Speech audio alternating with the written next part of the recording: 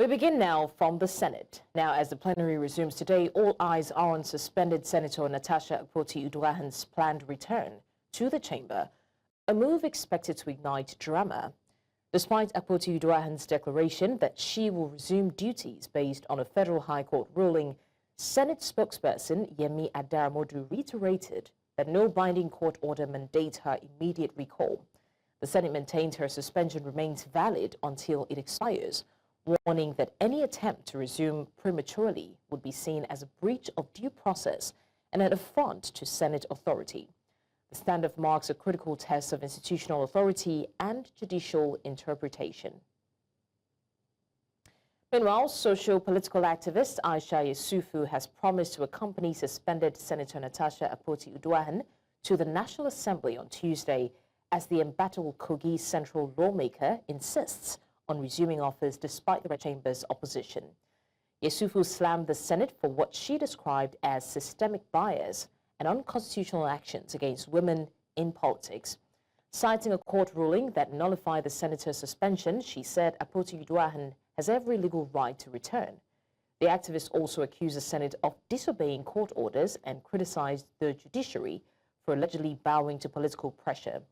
Akpoti-Uduaghan, speaking from her hometown, reaffirmed her decision to resume work on the 22nd of July, saying her suspension had hampered her legislative responsibilities but not let her service to her constituencies. And now joining us on the news to discuss more on this is a legal practitioner, Okiki Adeniro. He is a partner, Fotis and Lots LP. Thank you so much, Okiki Adeniro, for joining us on the news. Good afternoon. Good afternoon to you too. All right, I'm going to start off by asking, is the Senate legally justified in trying to prevent Senator Akpoti-Uduaghan's return despite the court's advice to reconsider her suspension duration? Yeah, I believe that the Senate are justified. And I'm saying this because there's a judgment of the courts, and after the judgment of the courts, they've gone further and gone ahead to appeal that judgment. Now, what this is classified is that the matter is sub judice. It means that it's still before the court. It's still being considered by the court. And as a matter of fact, the judgment which has been delivered in favor of Senator Natasha, right, would have been stayed at this point in time. The execution of that judgment would have been stayed, right? So if we have a situation such as this, what is required is maintain status quo until there is another judgment. Now the court has made an order. The federal court made an order saying she should be reinstated. However, there is now a notice of appeal which has been filed, and the matter has been taken upstairs. And let me also add that Senator Natasha also appealed the part of the judgment. If the normal way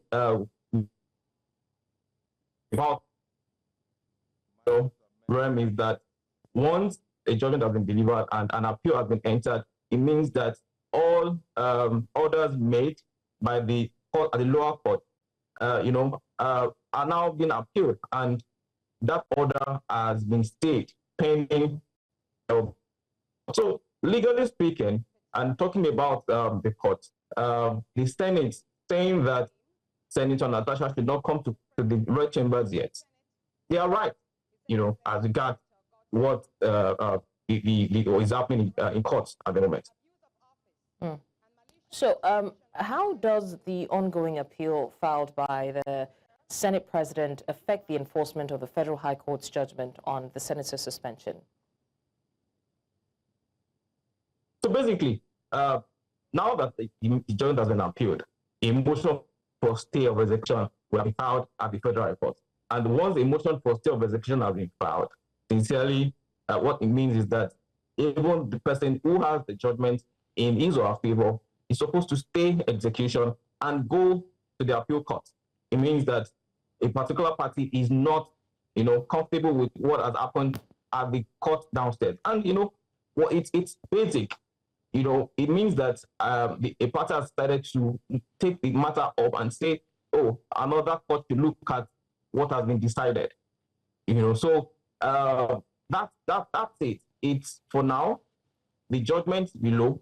However, it's been delivered of Senator Natasha. Yes, it's the system of justice in Nigeria is that once a judgment like that is delivered, you can decide to go to another court, which is a court of appeal, even after court of appeal, a Supreme Court, right, to go and ask further questions, and even if it is interpretation or for another set of to look at it. And the federal court was just a judge, and the appeal court is going to be like three judges, looking at why the lower court decided that's what they've said in the judgment of the lower court to be upheld.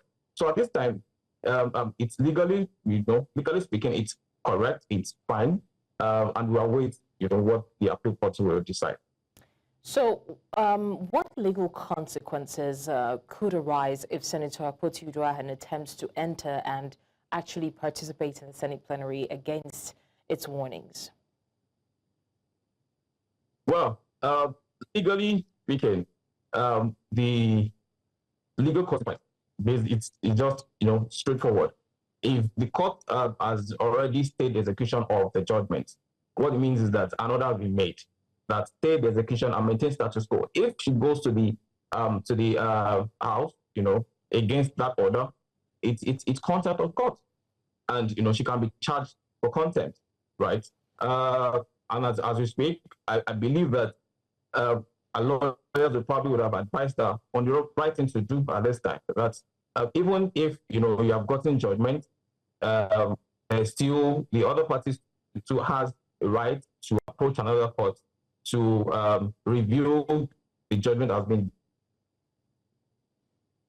and therefore you need to take some time to just hold on a bit and let the other court look at it. And once the court, you can then go to the chambers. But let me say specifically that at this time, I believe that just like the lower court already decided, this shouldn't be happening. It means that the Senator Natasha has been suspended for some time, right? It means presenting a constituency. And, this is what the court has already said, and the court decided that you cannot, suspend someone for a very long time. And I feel that the reason why they're going to appeal this particular judgment is just so that, they can elongate the time and even still, maintain the suspension. However, the law is the law. You have to follow what the law says. But my take on this will be that this it shouldn't be a personal vendetta regarding what has happened in the house. What the constituents have, because as it's presenting them, they can't get to have anybody to speak for them, which is against the constitution. As because they should have someone who is representing them at the house. But right now, the person has been suspended based on the personal vendetta between the representative and the house. So it's an appeal to the persons and the party, right, to put the personal issues aside and focus on what they decided to do. As a matter of fact, let the senator come back to the house, put all these things behind, and do the work that they've been voted for to do. All right, thank you so much for joining us and, of course, sharing your legal perspective on this matter. And we'll definitely see how it plays out. Thank you. Thanks for having me. Heading now to the Green Chamber, where the House of Representatives has announced a public hearing on the proposed FCT lower court establishment bill, inviting members of the judiciary, civil society, citizens and stakeholders to participate. Scheduled for Wednesday, 23rd July 2025 at 2 p.m., the hearing will be held in Conference Room 231 at the National Assembly Complex, Abuja. The hearing, organized by the House Committee on FCT Judiciary, will review the bill aimed at establishing district and magistrate courts in the Federal Capital Territory, Abuja.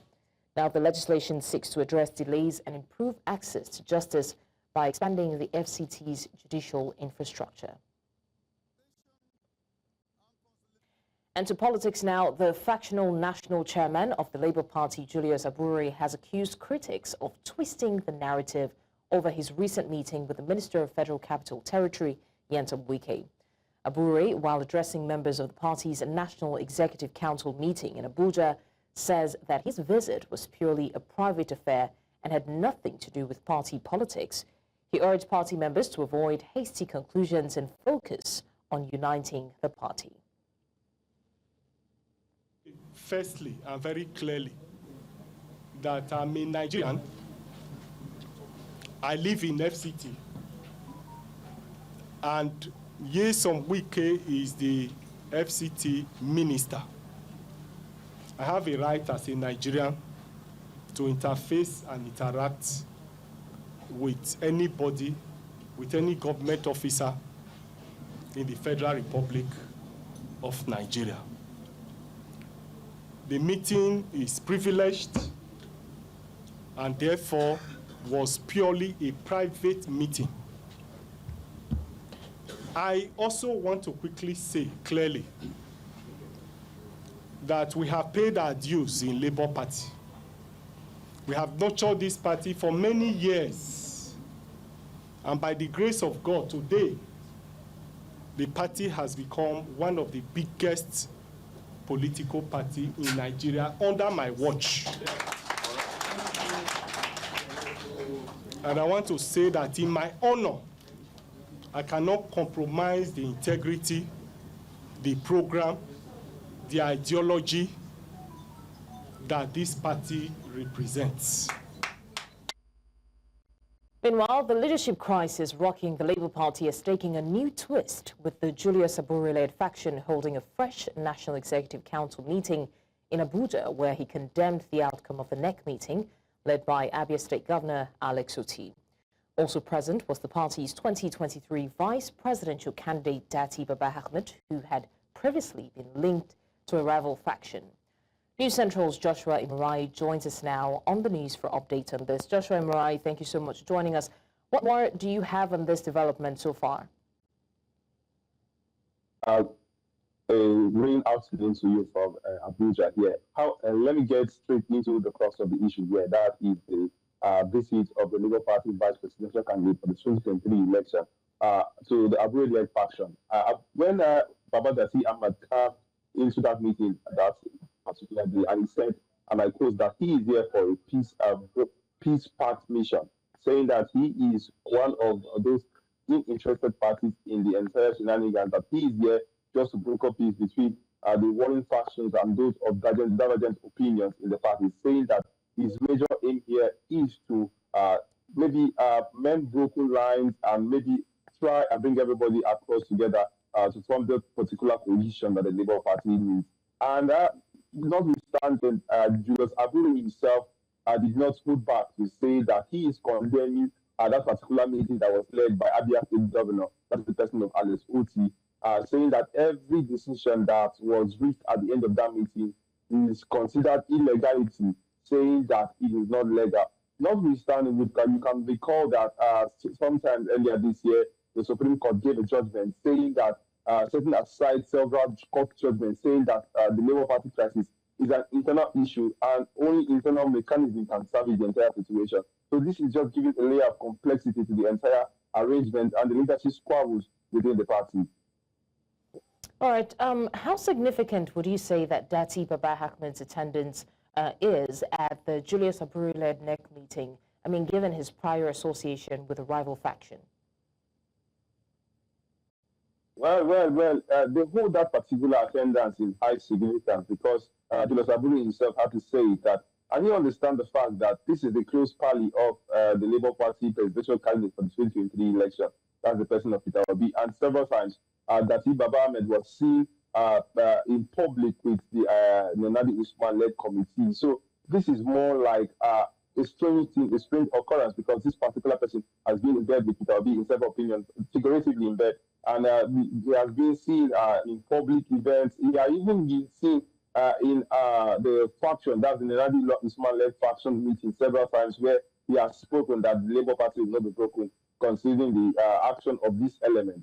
Well, just yesterday, the national coordinator for the Obedient Movement, that's the person of Tanko Yusa, came out to say that Peter Obi is disassociating himself from any peace pact deal with the Abure-led committee, saying that whatever Dati Baba Ahmed has in store is unknown to them as they are not aware of the entire meeting, saying that though Dasi Baba Ahmed and Peter Obi himself are not in any kind of rivalry or there's any broken tie between them, that they are still on a conducive note and they are still working together for the candidacy of the presidential election come 2027.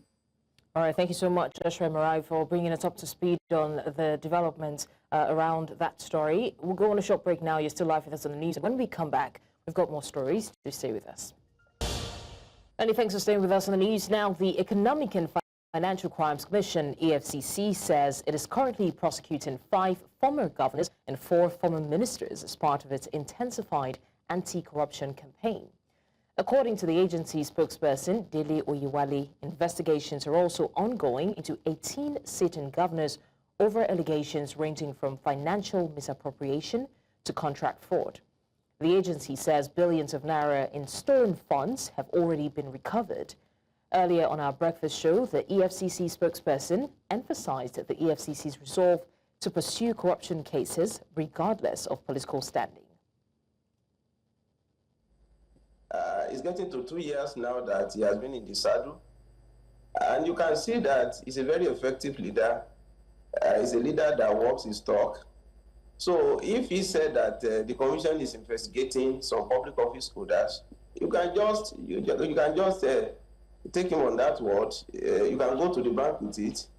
At the end of the day, when it is time to make full disclosure of that, we are going to make full disclosure of that. I can only say that going by what we have seen that he has done, so it is just natural to expect that greater things, more effective things, more credible things will be done. So I don't think we should be talking about that. There is no law enforcement agency in the world that will come to the public, to national television, and be talking about investigations that are ongoing.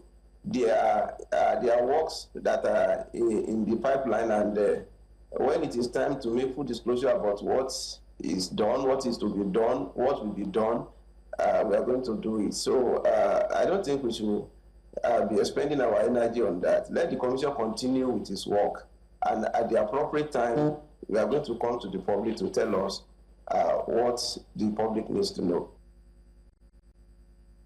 4 persons have been allegedly hacked with machetes by thugs in Dokar Maijama's for allegedly resisting attempts by officials of the Kaduna State government to confiscate their lands. Some of the youth and elders of the community allege that thugs are being sponsored by the village head, Musa Mayashi, whom they accused of being complicit since the beginning of the crisis. Attempts to reach the Kaduna State Police Public Relations Officer on the matter via his telephone lines were unsuccessful. News Central's Emmanuel Bagudu now joins us on the news to give us more updates on this development. Emmanuel Bagudu, thank you so much for joining us. What's the update on this so far? Have we now been able to reach the officials in Kaduna State, or is it still an unsuccessful attempt to reach them via telephone? Yes. I mean, it's painting a picture of a conspiracy of silence, as I've made a lot of attempts. Having had a session with the Chief Press Secretary of the state government, his name is Ibrahim Musa, who has given me assurance that the Kaduna State Commissioner for Internal Affairs, Internal Security Affairs, and of course the DG of the Kaduna State Geographic Information System is going to respond to me. None as has responded up to this time, up to last night when this crisis erupted. Of course, we saw at least a record of 4 persons who were hacked with machetes, which is unfortunate. These are incidences that have been predicted in that community, and that it requires a lot of urgent attention. I guess that these gory pictures and these injuries that have been shown probably will draw their attention. I've spoken to the community members. I've tried to reach the chief, Malam Meashi, who is been allegedly been complicit in the issue. He has not responded. So I hope that this crisis may rather make them open up to speak, to really tell the world what is really happening in that particular community. But for now, that is what is happening in the community. There is crisis ongoing, and people are being injured, and that particular community requires urgent attention from the authorities of Kaduna State. Yeah. Manuel, how would you say that this has affected the people of Kaduna State, especially that region, in terms of the fear for their lives, especially seeing the circumstances surrounding these attacks, people refusing to give up their lands getting hacked with machetes. How has this affected the community people? Yes, it has affected them psychologically because that is not the land issue is not the only problem they are facing. We went there to first reported to track the current state of insecurity, where we went and found out that they have a lot of issues of not having a secondary school. The only primary school, the left children are sleeping on the floor. There are no rooftops, there are no ceilings, a lot of health facilities, no staff. Their problem is multifaceted. And then coming to talk about land issues again, that particular community is on the eye of the storm as I speak. So it's a very, very mixed feeling, devastating situation for majority of them. I guess that this doesn't continue to be a case of a conspiracy of silence, that the authorities will look at these pictures, will look at these reports, and then respond, because we have been calling. I've sent messages to the Kaduna State Police PPRO yesterday with 2 messages, no response on this issue. And these are human beings we're seeing there, and we hope that that's a very huge community with a very huge voting population that requires attention. So I believe that the state government is going to do something about it by the time that this reports, they see this kind of videos. Yeah. All right, Emmanuel Bagudu, thank you so much for the updates. Please, whatever you do stay safe, and it definitely will circle back to you to give us more updates, and hopefully we're able to connect with the government officials so we can hear more from them. Thank you once again. Away from that now, retired police officers in company of civil rights activists and widows of fallen officers barricaded the entrance of the headquarters of the Nigeria Police Force in Abuja, demanding justice and improved welfare for security personnel. The protesters, united under the hashtag Police Protest Movement, cited years of unpaid pensions, poor salaries, internal extortion, and what they described as slavery-like conditions within the force. News Central's correspondent Sagir Ibrahim was at the force headquarters to monitor the demonstration and now reports.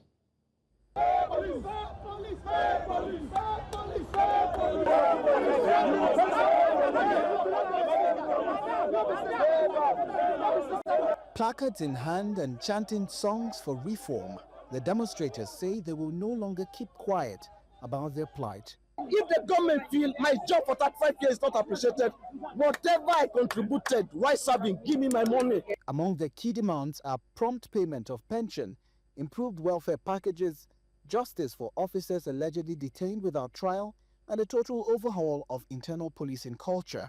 The protest was largely peaceful, but emotions are running high as many shared personal stories of hardship. I am not happy. I am pushed to the wall. Are you hearing me? I have children that I'm supposed to put further, but I cannot go home because of the meager things that is given to me on monthly basis. For the past 1 year, I have not received 10 kobo, and I have worked for this country. I have used all my useful age, useful bone, whatever I want to talk, to work for this country, and after that, nothing was given to me. Then I need to force out. Organizers say this is only the beginning of a national push to hold authorities accountable for the lives and livelihoods of Nigeria's law enforcement community.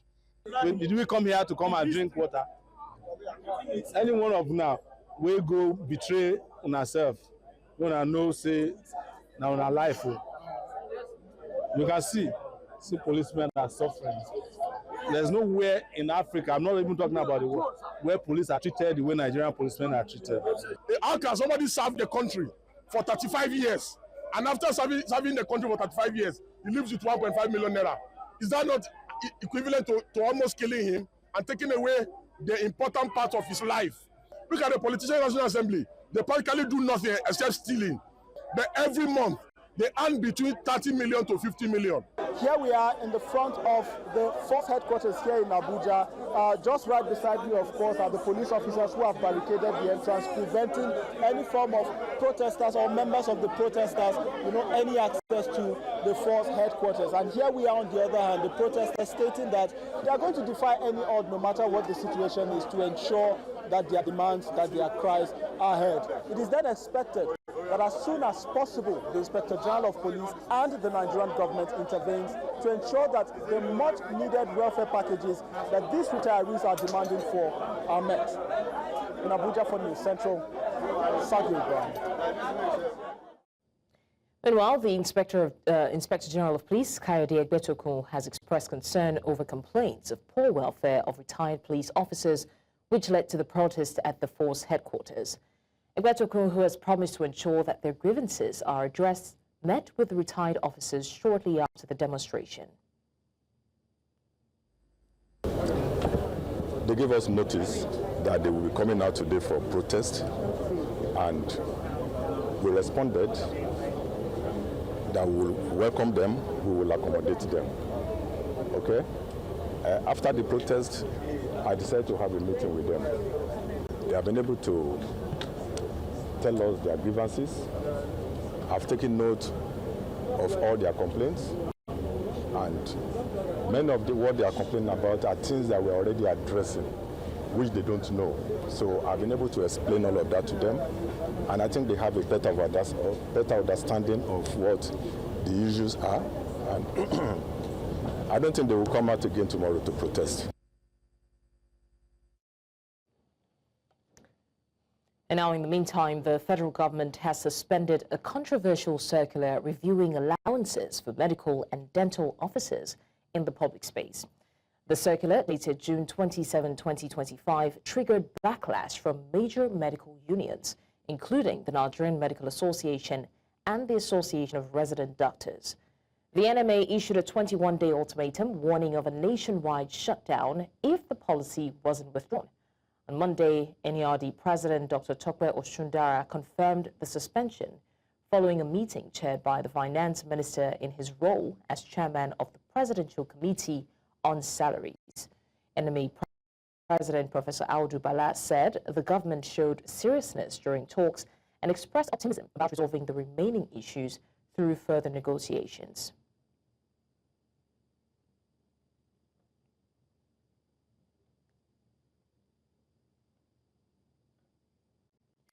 Now, no fewer than 62 lives have been lost to fire incidents and building collapses across Lagos State in the first half of 2025. This was revealed in the media activity report of the Lagos State Fire and Rescue Service released on Monday. The agency responded to 1,072 emergencies between January and June, including 922 fires, 10 building collapses, and 2 explosions.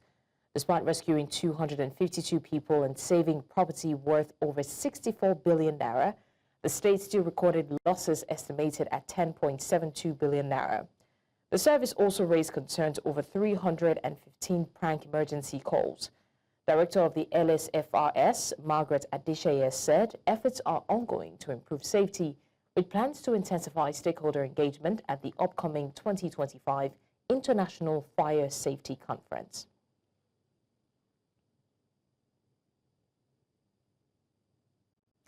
The federal government has officially set 16 years as the minimum age for admission into tertiary institutions in Nigeria. The decision comes amid growing concerns and debate among stakeholders in the education sector. News Central's Omolola Ololade reports. The debate over the appropriate age for university admission in Nigeria has resurfaced in recent times. Concerns from parents, educators, and other stakeholders have prompted renewed interest in the policy. Our world is actually changing, it's evolving, so I don't think age should be a barrier. If you are good enough, I think 16 is fair. They've abused that privilege because so a lot of things, when they get to that little freedom outside of the house, that comfort zone that they enter, they see it as an opportunity to explore. Some of them misbehave. The federal government had earlier pegged minimum admission age at 18. But this year, the Minister of Education announced a reversal, setting 16 years as the new minimum age for entry into tertiary institutions, starting from the 2025-2026 academic session. The entry age for admission into tertiary institution is now officially pegged at 16 years. Educationists have largely welcomed the new policy, describing it as a positive move that acknowledges the need to balance academic progression with cognitive and emotional maturity. You see, by the time you look at the years where they are supposed to start their education, the Western education, you see that the 16, let's say we are looking at age 5 or age 4, when you're starting your primary 1. When you look at this brain development, you see that the model of knowledge that the brain can acquire determines how it develops. So you cannot just say somebody who is not up to certain age, getting admission to the university, being exposed to some knowledge which is beyond the brain of such child, I think is going to get it wrong. If we use technology appropriately, these kids are already wizards before they even start at all. So they are already prepared for the future that they are having. So if we can manage that and you can now guide them, that maturity is where the parents should now come. Many believe age limits are now a crucial component of Nigeria's educational framework. However, they stress that beyond certain age requirements, the government must tackle deeper systemic issues through research-based reforms, starting with policies like this one. As Nigeria prepares to implement the new age policy, the hope is that it will not only streamline admissions, but also ensure students are adequately prepared for the demands of higher education. In Lagos, for News Central, Omolola Ololade. Now, in a bid to strengthen the quality of education in Nigeria, the Federal Ministry of Education has launched the Teachers Community of Practice and a 4-day capacity-building workshop aimed at enhancing teaching skills through innovation and collaboration. The initiative, themed Revamping Education Through Collaboration, Innovation and Practice, brought together stakeholders from across the education sector. Our correspondent, Sumaya Abubakar, reports. The Teachers Community of Practice is a structured platform designed to foster collaboration among educators, support peer learning, and deepen innovation in classroom delivery. The 4-day workshop marks the first in a series of national capacity building efforts under the COP initiative. What we are hoping to see is to create an opportunity for mentorship, to create opportunity for sharing of experience, to create an opportunity for having access to different resources that will enable effective teaching, to also create an opportunity where every teacher will be abreast of current happenings in the field. This project leverages on the use of ICT. So the OER teachers are supposed to access it online, with this, participate on COP online, interface with their teachers online, discuss among their own colleagues online, and that is the concept of our online community of practice, in which the teachers will be able to network, regardless of their geographical location. ICT has facilitated that to bring us into one geographical space, virtually. As digital tools become increasingly central to modern education, the workshop sets the stage for integrating technology into teaching practices. Participants began exploring ICT-driven models designed to enhance lesson delivery and promote interactive learning across subjects. It is a social platform that the link will be available. It's a Telegram group that is available to every teacher. Once we are done with the training of these coordinators or experts, then it will be available to every teacher. We view today not only as a policy milestone, but as a clear signal that Nigeria is ready to adopt a more innovative and collaborative approach to teacher development. The Teachers Community of Practice is expected to continue beyond the workshop with ongoing support and engagement through online platforms and regional hubs. It's a new chapter in professional teacher development, one rooted in collaboration, innovation, and sustained learning.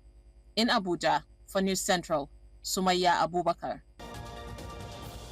And thanks for staying with us in the news. Now, Democratic Republic of Congo's Deputy Prime Minister and Minister of the Interior, Jacquemain Shabani, says the government is committed to reaching a peace deal with the M23 rebel coalition. Speaking at a press conference, Shabani said restoring the authority of a state in the conflict-ravaged East remains a top priority. His remarks come after a ceasefire agreement was signed on Saturday between the DRC government and the Rwanda-backed M23 group. The deal is aimed at ending intense fighting in the country's mineral-rich eastern provinces an area long plagued by violence and displacement. Authorities say the ceasefire is a critical step toward lasting peace, stability, and the re-establishment of government control in the affected regions.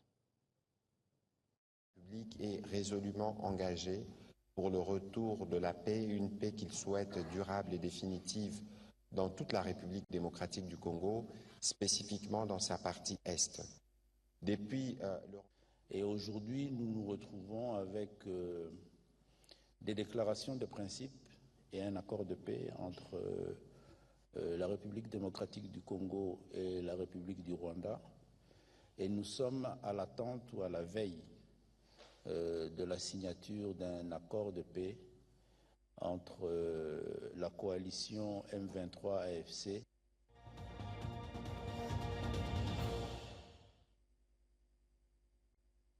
The Bangladeshi government has confirmed that more than 27 people, mostly children, have died following a fighter jet crash at a school on Monday.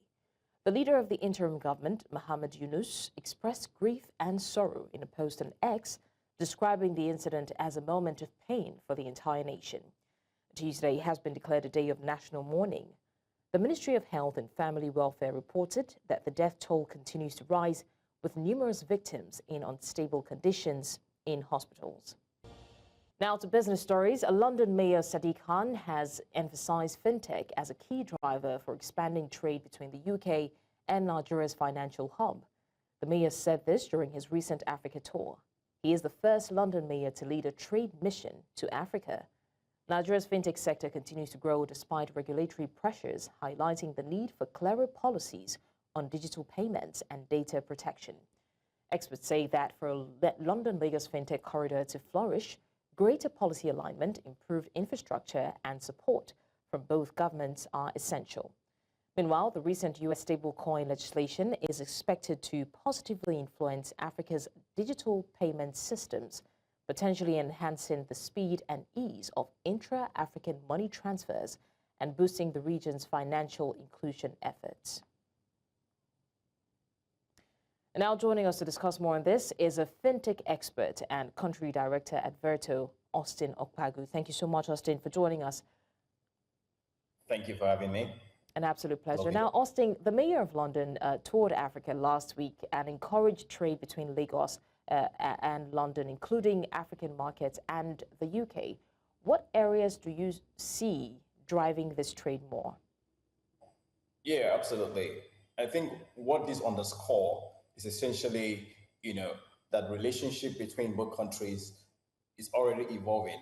It's no longer just centered on oil and gas or oil exports and what have you. But what we're seeing right now is that there's a surge in digital trade, essentially around fintech, SaaS, creative services, and B2B commerce. And at the heart of that is actually efficient, cross-border payments, right? And so with the visit of the mayor, I was very fortunate to be part of that, section as well. And what we're beginning to see is that both countries, within Lagos and London, which happens to be the hubs for tech, are evolving beyond just oil and gas, and that holds a lot of promise between both countries. Okay, we also understand that fintech has been a key focus area. How do you see Nigeria's fintech landscape evolving amid the regulatory pressures, and what lessons can London-based investors or companies draw from that experience? Yeah, absolutely. If you've been following very keenly the Nigerian fintech space, we just realized that it has really grown very fast compared to other regions within the continent. And that's because regulation has sort of caught up. And in many ways, that's a good thing for Nigeria fintech space, right?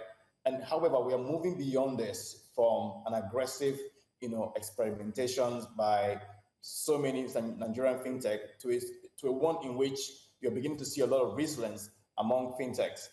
Recently, I'm sure you read that there are a couple of Nigerian fintechs that have become unicorns over the last 2 years or 3 years, one more recently this year.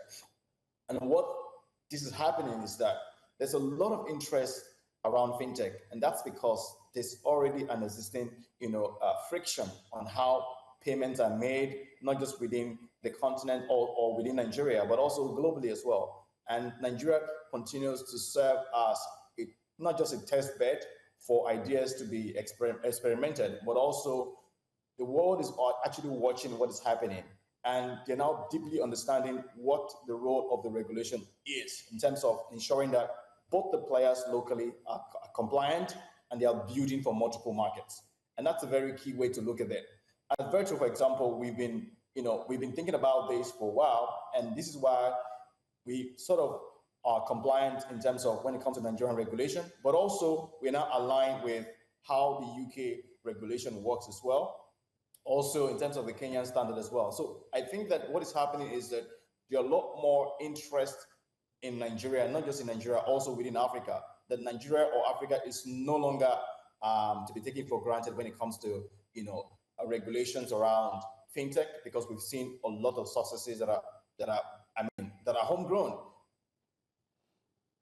Okay, so like they say, something always has to give. So what needs to happen, either on the policy or infrastructure front, for a London-Lagos fintech corridor to truly thrive? Yeah, one very key headache that every founder or every fintech founder will tell you is there need to be better correspondent banking rails. That is missing today, or it's inefficient today. And the reason is because, look, many African businesses always struggle to settle their clients or their businesses either in GBP or in euros. And then the corridor needs, not just the African corridor, even Nigeria more so, needs, FX liquidity that is accessible and that can also be settled faster. Today, you're seeing instances where settlements happen on a T+2, on a T+4 basis sometimes, and that's actually bad for business. So we need to build faster settlement layers as well as easier onboarding, such that it's easy for you to onboard a Nigerian business to be able to do business with their counterpart in London, right? And in terms of compliance harmonization, this is one of the biggest problems that we've seen today. Why can't we have a UK-based fintech leverage on the BVN or NIN that is available in Nigeria to make it easy for Nigerian businesses to be onboarded? Those are some of the structural and compliance issues that we need to look at and to fix for this trend to scale fast further. Thank you so much for joining us to discuss this.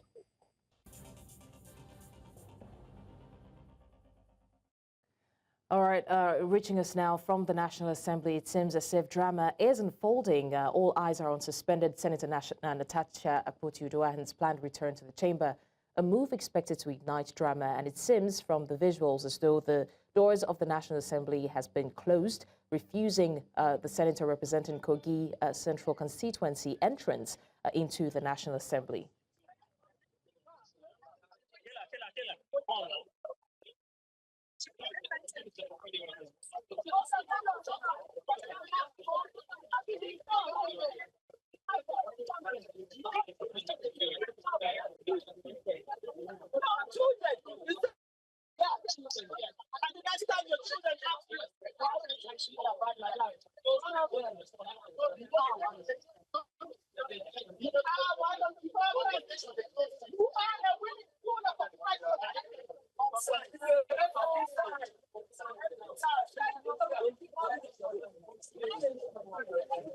Blessing. Go to Joshua's side. I get space. Come, please. If you have a dog at home, you name it Akpabio now. Give me this mic. Who like you? Arise. Sorry. Arise. Please. Come here. Come to side. Sorry.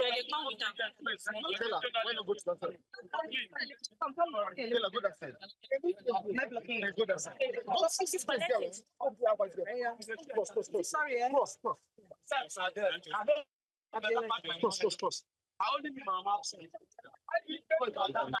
No, we ask questions.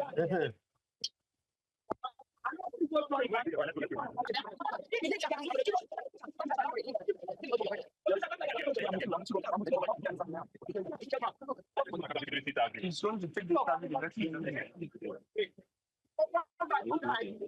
allow the woman to leave my dog. not forgive any useless of the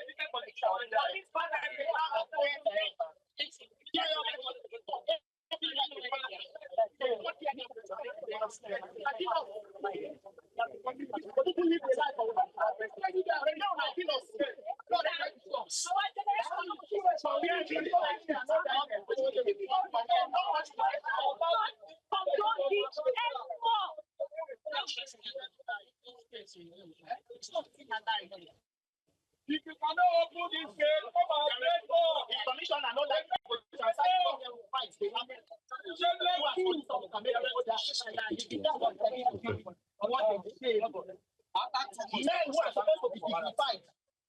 you have more responsibility than a partner that you are protecting Nigeria police. You don't know. Your rights are being better than the partner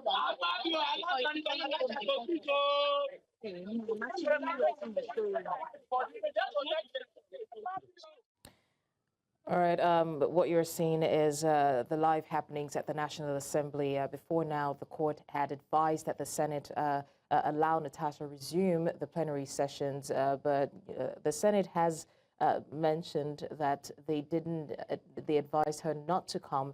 Right now, Natasha is addressing the media. I would like to hear what she's saying regarding the doors being shut against her at the National Assembly.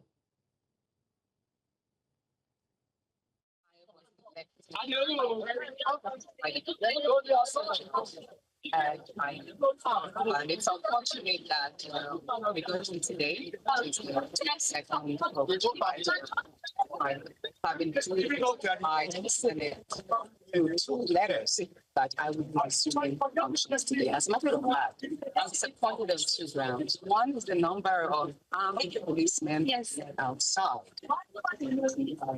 all well protected with guns, charged at the famous hero who is on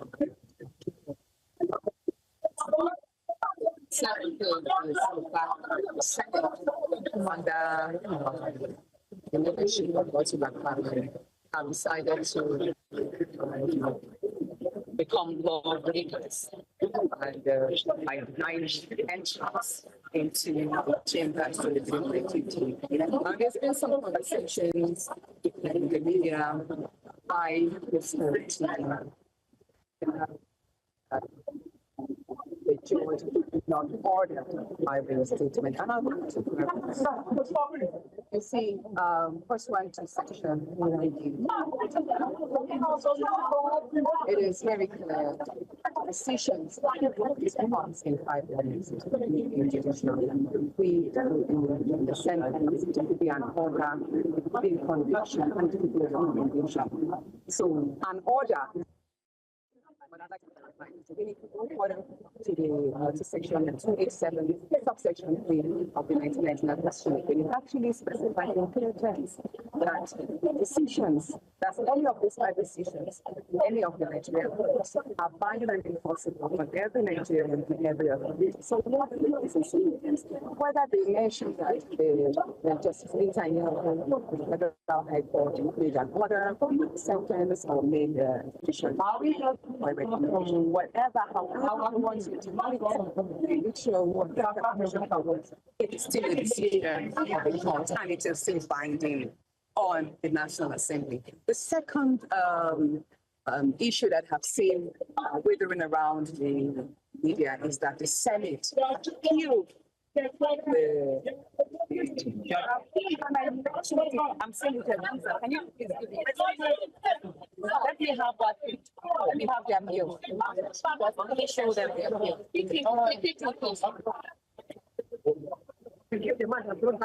Now, that was initiated. It's clear that it is not the National Assembly, neither it is the Senate appeal. It's appeal himself. Read it. The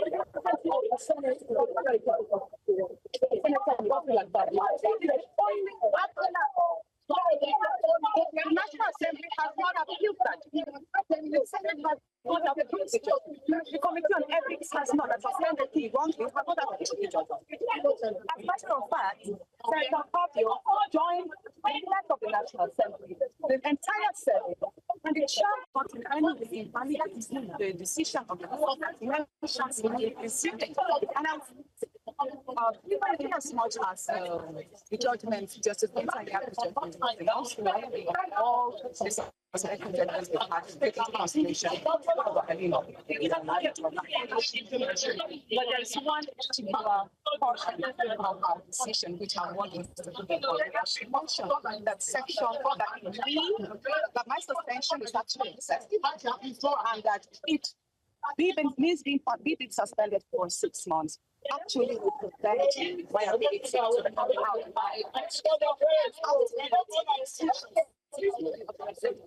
Now, what is the necessity of that every senator and every parliamentarian is to attend the sitting every more than 81 days a year to carry out my constitutional functions. And what are the constitutional functions of the senator? One, legislative, which I will do in there. The second is oversight of the executive. And third is representative. So that means we want to not only gets my judgment, but also carry out my constitutional duty.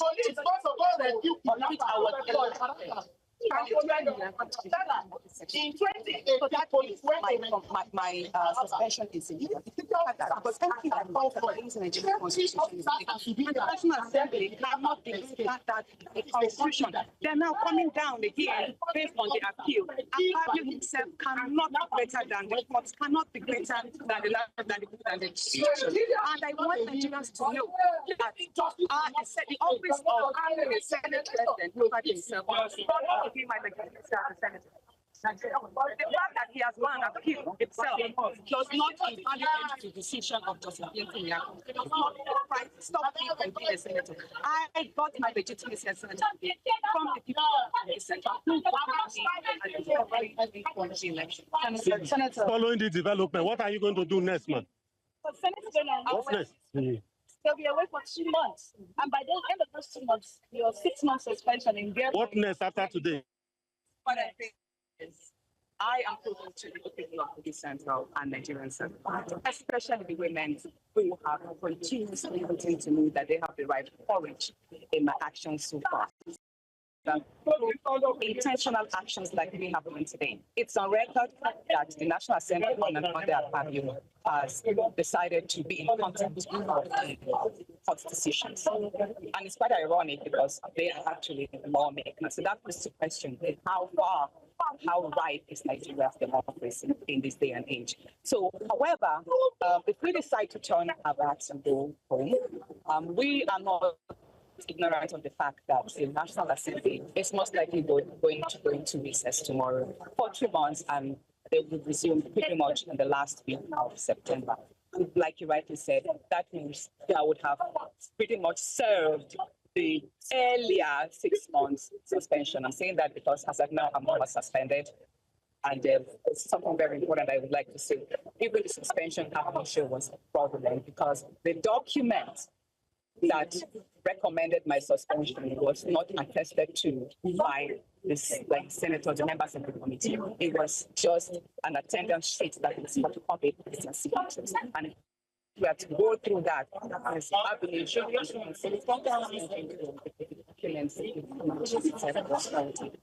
That's I'm happy to mention that. Going forward, I want to have a meeting with my legal team, and then most likely they'll have to probably proceed to the appellate court to seek interpretations of what has just happened. We are law-abiding citizens. Everyone here is no one is really able to solve how they decided to express their dissatisfaction. I am a law-abiding citizen, and it's very important that I do mention that Nigerians should know that even though we do have 2 federal government criminal cases against me, they are criminal defamation, simply because I spoke of them but went to lie. And everybody has the right to speak out on their threats to lie. And Nigerians should know that I am not facing charges of defamation. I'm not facing charges of embezzlement. I'm not facing charges of fraud. And neither am I facing charges. And it's ironic that the people who are defined as witnesses have cases at EFCC, have files at EFCC on record that they have actually embezzled 1.2 billion. So it's really, let me say this, it's very important that you mention of how institutions are being utilized to suppress people who are innocent. This is a company that we are doing. If Nigeria works, if our institutions are working, and then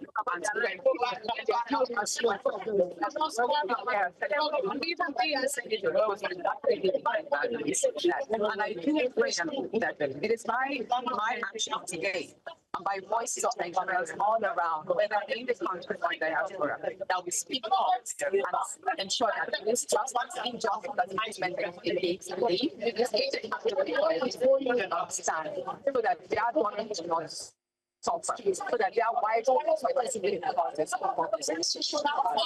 And I'm sorry I have to mention it, because you see, people have wondered, Natasha, how come there's so much hate? How come we're spending this money? Just after the tender dispute and constitutional harassment. And then there was lots of people. And then there's been a whole lot of attacks against it by the case that would have survived. And whenever people ask me, Natasha, why is there so much hate from the Senate President against you? Why is that institutions have turned against you, even though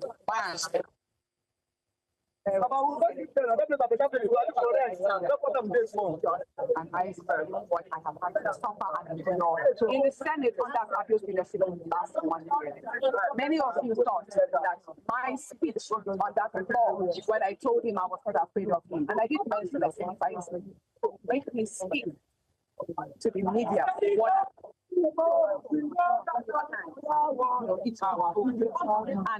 that's to let Nigerians know that outburst I had on the floor was just a compilation of so many wrongs that has against us. And I would say this pretty much is a shame that we have had so many Senate presidents to continue carnival of best memories. We've had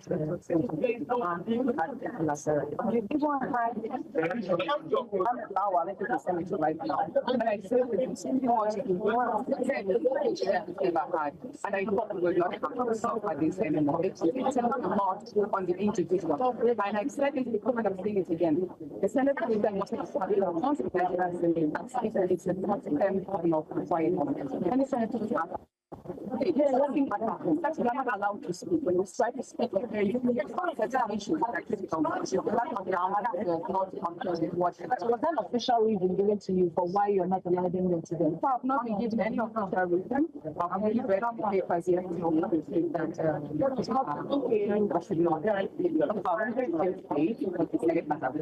I presented to you. And the Senate has not approved the attack themselves. Don't give it power by it's a personal vendetta as a part of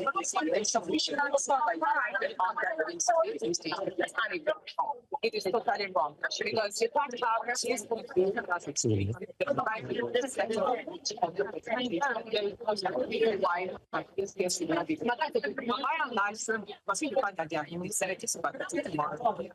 whenever they came to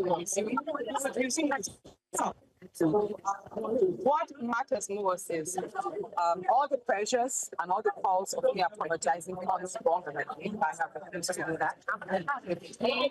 The entire 6 months one of justice and argue and say to make it happen by the courts. So be it. I have pretty much been busy with my constituents on the other side. Carrying out a lot of projects in the past months. Never, and that is true to my nature because I am a technical class, I'm a lawyer, I'm an oil and gas expert. I got into politics because I wanted to create a different market for other people like me who wants to venture into politics. I also got into politics because I wanted to intentionally raise the standard of leadership. It's enough for us in Africa to sit down and admire leaders or politicians from other smaller African countries, not of the European world and the other Western world. So I hope that with this journey so far, however it goes, It's a must and straight point. And I hope that you can say, my mind, no great things. So that you don't have to educate in total literacy that will be elected. Thank you. Thank you so much for your love. Thank you. Thank you so much. Thank you. Thank you so much. Thank you. Thank you. Thank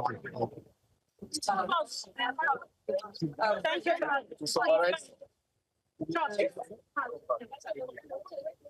Can't summarize what she said in 1 minute. I don't know how we to do it. Thank you.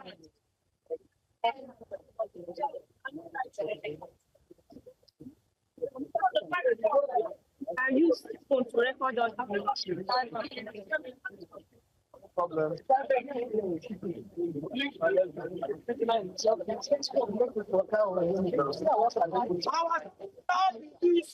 We don't get another one. Our senator be so. Don't just focus on.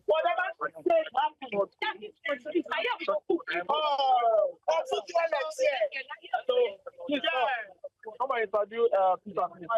Where are they?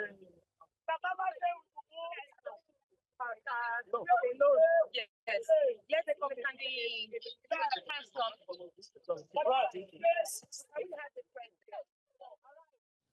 All right, there you have it. Prior to now, the Senate has reaffirmed that they strongly would advise that Natasha stayed away from the National Assembly until her suspension is complete, regardless or despite of the advice that the court had given. And Natasha got there today, and true to their words, the doors were locked against her at the National Assembly. And we've seen at the media briefing that she gave, and she has urged that the due legal processes take its course, seeing how it's been so long that her constituency, which is the Kogi Central constituency, has been represented at the National Assembly. And definitely News Central will be keeping you abreast of the situation. And that's all on the news at this hour. But before we go, let's give you a brief recap of our top stories.